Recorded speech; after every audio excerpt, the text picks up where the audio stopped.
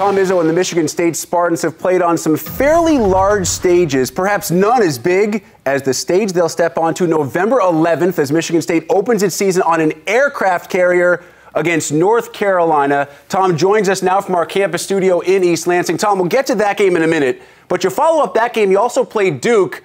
I'm just wondering, were the Lakers and Mavericks unavailable to start the year?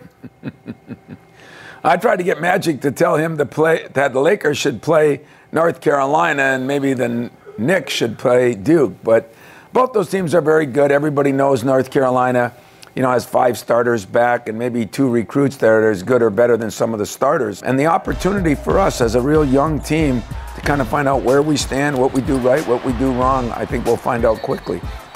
Coach, this is Tim Doyle. You mentioned having a young team. Last year, really expectations were sky high. You had some injuries, you had some distractions, you never really found that rhythm as a team. What's it like this year kind of flying under the radar? Well, I don't like flying under the radar because that means your program's not quite where it should be right now. But in all honesty, you're right about last year on both accounts. We had some injuries, we had some distractions. We never got our chemistry, which, as you know, playing a few years ago is a very important part of the game.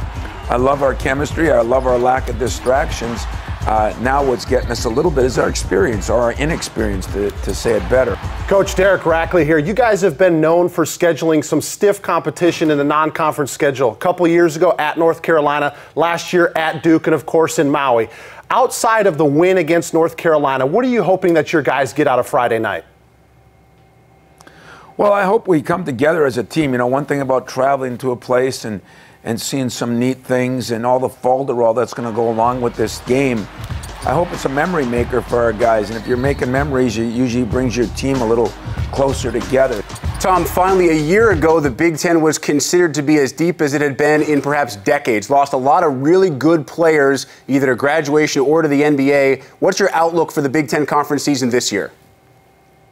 I think it could be deeper, just maybe not quite as talented on the top. But deeper meaning I think we're going to have, everybody I think has picked Ohio State as the team to beat.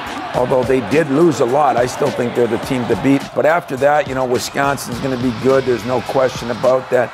But I think if you look 8-9 deep, we're pretty even. And so I think there's going to be parity at the utmost this year. And I think each team's got enough good young guys that they're going to grow and get better as the year goes on. Well, Tom, we truly appreciate the time. Best of luck on Friday, and do us a favor and say hello to President Obama for all of us, if you would.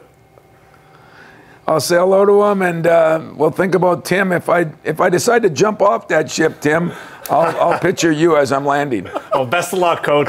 Thanks, Tom. Thanks, guys.